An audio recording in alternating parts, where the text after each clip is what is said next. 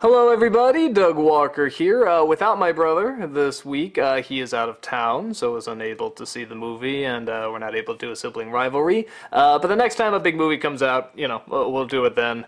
But I know you're hungry for opinions, so this is my opinion on Oz the Great and Powerful. This is Sam Raimi's latest flick. I'll go quickly into the story. Just a quick summary if you don't know. It stars Larry Franco as Oz from Kansas. He's a magician slash kind of a con man, like the good-hearted con man. Gets whisked away by a tornado into the land of Oz, which is confusing seeing how his name is Oz.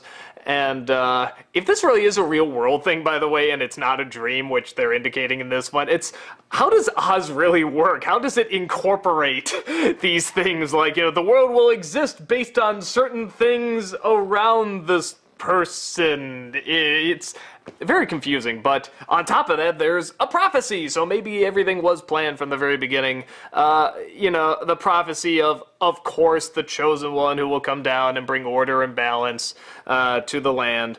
So Larry Franco lands in Oz, and he pretty much comes across Mila Kunis, who plays one of the witches, and her sister, Rachel Weisz.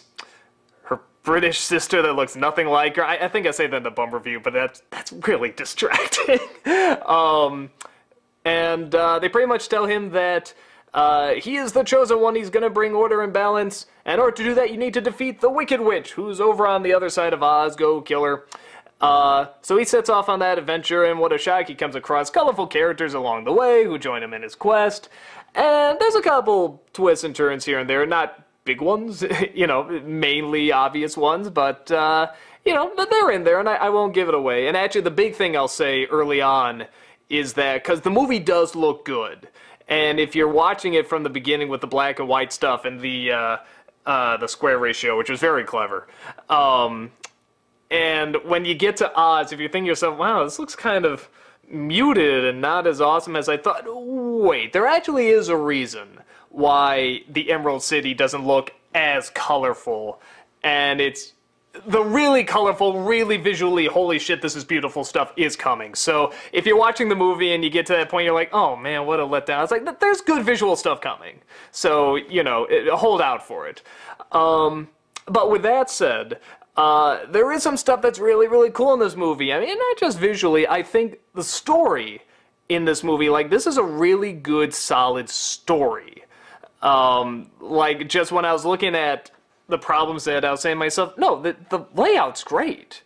I don't know how much it follows the original book, or even, I know there's several Oz books, I don't know if one was about how he came to Oz, but it's just a good setup, and everything seems to fall into place for when the other movie, The Wizard of Oz, comes along. For the most part, everything really seems to fall into place, from what I've noticed. But still flowed like a good story. So the story, I think, is wonderful. The big part that really, just bombs a good chunk of this movie, really sad to say, the acting's not really good. I'm not really a huge fan of James Franco, but I'll acknowledge he can act, Is it Larry Franco or James Franco? Oh, God, it's whatever his name is. I apologize. It's late. I just got done shooting the bum review. Excuses. Oz. I'll call him Oz. I've seen him act in other stuff, and I'm not a huge fan, but I acknowledge he can act, and he's trying. You can tell he's trying. He's not Russell Croweing it, when you look at him when he's not talking. I mean, when he's worried, he gets the big worried eyes and everything, so he's definitely really trying here. But it's sort of like Leonardo DiCaprio, where I always sort of see this young guy trying to play an older guy, or trying to play something that clearly he's not. And some people can pull it off. I mean, acting's not always easy, especially when you're trying to play so against what you normally are. And here it just doesn't work, and I think a good chunk of the time it's just kind of awkward. He just looks like a young man, trying to play a magician. Which you could argue, well, that's what he is, but his yelling is kind of weird, and he doesn't quite have the charm that I think this character should have. See, I see more like a Hugh Jackman or an Edward Norton in this role. you know, someone that has this real charm and charisma. You know, he's supposed to be a con artist, you know, essentially, and a magician. He's supposed to be an illusionist. And Edward Norton was the illusionist, so that would make sense. So you got that. Rachel Weisz is okay, you know, I mean, nothing spectacular. But the one that really, oh man, Mila Kunis in this movie, first to her credit, it's not the best written character. Like, from a story perspective, it's a good character. Like, oh wow, you could really develop this and make her interesting and complex. But the way it's written, especially in the opening when she suddenly declares her romance for the Oz character, and that she's in love and wants to be his queen, just sort of out of nowhere. Maybe that was supposed to be like enjoyably, awkwardly intentional, you know, where it's like, well, yeah, it's weird that she would do this. That's part of her charm. If that was, man, that doesn't come through the performance. It's the first half of the movie, it just seems like she's not there. I mean, you know, that she'll be saying her lines, but there's just not much emotion in them. And then you get to the point, I don't want to give it away, but she really has to stretch her acting chops. And she has to go to this part in her character that requires a lot, in a sense. I mean, and some people are very good at doing this, some people are very natural at it. And again, she can act. I know she can act. I've seen her in drama, I've seen her in comedy, she is good. She cannot pull this off, and it is beyond awkward seeing her try to do this. It requires a lot of screaming and yelling. Some people are very good at screaming and yelling. But those who aren't look really uncomfortable and really weird, and it's... Ooh, and the makeup on her when she gets into this part is not impressive enough, especially for Sam Raimi. And then they keep her in shadow and they build her up, and you're just like, ooh, what's it gonna look like? And it's not that bad. I'm expecting Green Goblin, you know. I mean, and even that looked ridiculous, but I mean, that was over the top compared to this makeup. And this is supposed to be over the top makeup. Now later, with Rachel Weisz, you see later, they go right back to the great Sam Raimi makeup. I mean, it's like something out of The Evil Dead. It's a quick scene, but it's like, yeah, why didn't they do that? That would have been great. But they don't do it. And the acting, I think to myself that some directors must just have a way of directing that, you know, brings out certain performances. You know, like I think of George Lucas, whenever he directs, the performances are usually not that good. And a lot of those people are good actors. Or Shyamalan. You know, now Shyamalan, a lot of that's the dialogue. It's just not good dialogue. But again, there is sort of this style to the acting that comes out and takes good actors and just isn't that great, you know, turns them into something that's kind of mediocre. Raimi has directed actors and made them good. The one I'm thinking of is Simple Plan. Unbelievable movie, by far his best if you haven't seen it. Wonderful performances. The Gift, he directed that. Wonderful performances.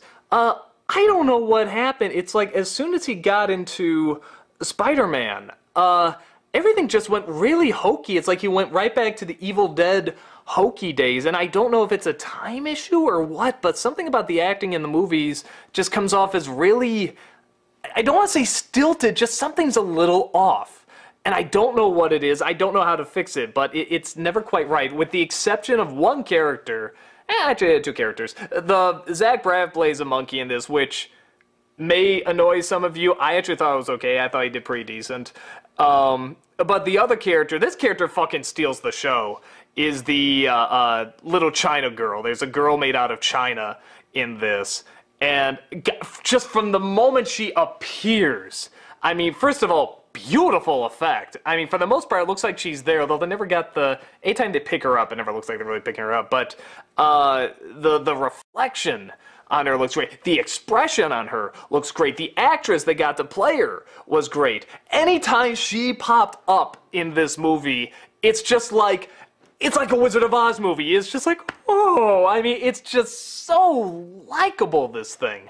So I was really, really impressed with that, and I wanted to see more of that. There's a scene where, you know, she says she wants to come along on the journey. So now you got Oz, you got the little China girl, and you have the monkey, and I'm like, this is Wizard of Oz. You know, this feels like, you know, Wizard of Oz. You know, not exactly the same, but kind of updated and a different kind of story. And anytime a sword did that, it was doing well. There's a scene where one of the witches puts them in bubbles, you know, and they're going across the sky, the pretty skies, and there's rainbows, and this kingdom, the Munchkin Kingdom, whatever, is in this giant bubble, and it's really pretty, really likable, really imaginative.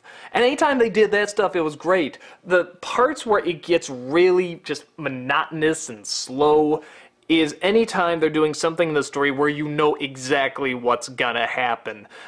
You know that, you know, when when Oz is going to leave, and they're saying, you can't leave, yeah, I wonder if he's really gonna leave. Yeah, he's just gonna take off, and that's gonna be the end of the movie, right? No, something has to convince him to stay. Or how about when it looks like, you know, it's gonna happen again, and he's going to leave them all behind, and he's the traitor, and they all say, I knew we shouldn't have trusted him, and then you think he's dead, and everyone's moping, and it's really stretched out, and it's just like, dude, we've seen this a million times, you know, and, okay, I understand you gotta do it, you know, sometimes in this story. Like I said, I think it's a good story.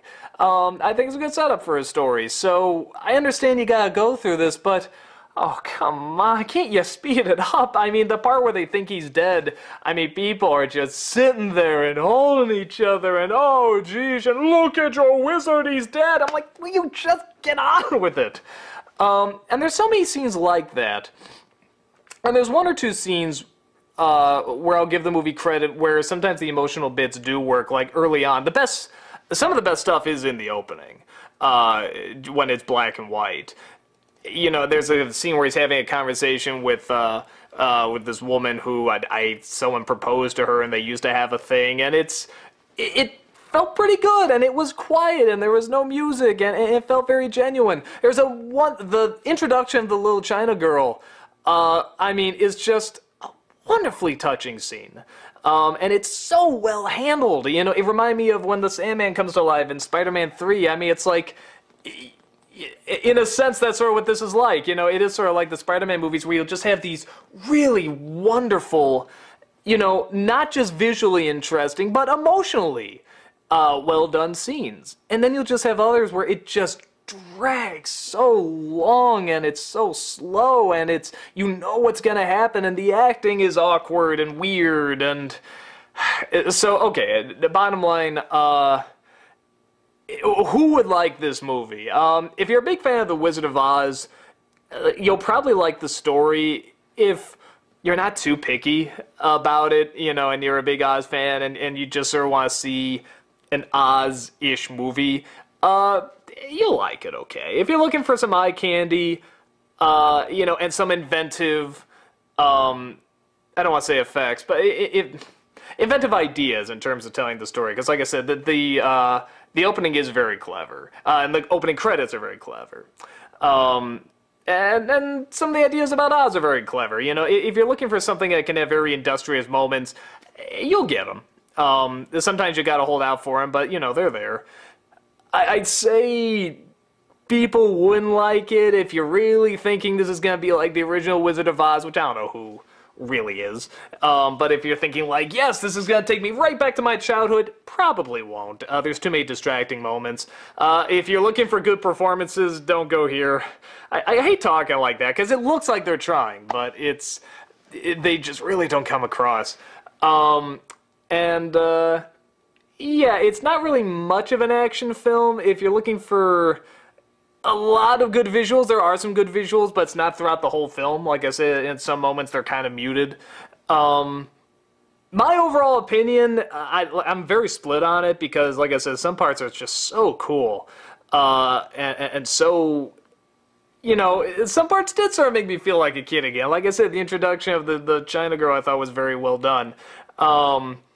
But other parts are just, it's a little too awkward for me. I can't quite say I regretted seeing it, but I regretted seeing lots of it. Like, there's just enough scenes where I'm like, okay, I guess I'm justified that I'm glad I saw it, but just barely. So, yeah, I guess in the future, I want to see Sam Raimi keep trying new stuff. I like it when he tries new stuff and different angles and different ideas. Whatever he was doing in The Gift and A Simple Plan, though, man, he's got to start doing that again, because he got some kick-ass performances out of those movies. You know, and he can direct. I mean, he can do all this. I mean, he's proven himself over and over. But yeah, now we're sort of getting these big budget movies that are supposed to require real emotions, and we're sort of getting the emotions of like the Evil Dead movies. You know, that's not what you need. It's cool for something like Drag Me to Hell, you know, because that was essentially Evil Dead 4. You know, but when you're getting to stuff like this, yeah, something about the performances. Something's got to be stepped up. But, yeah, that's my thoughts on it. Hope everything is well with you guys, and I'll talk to you later.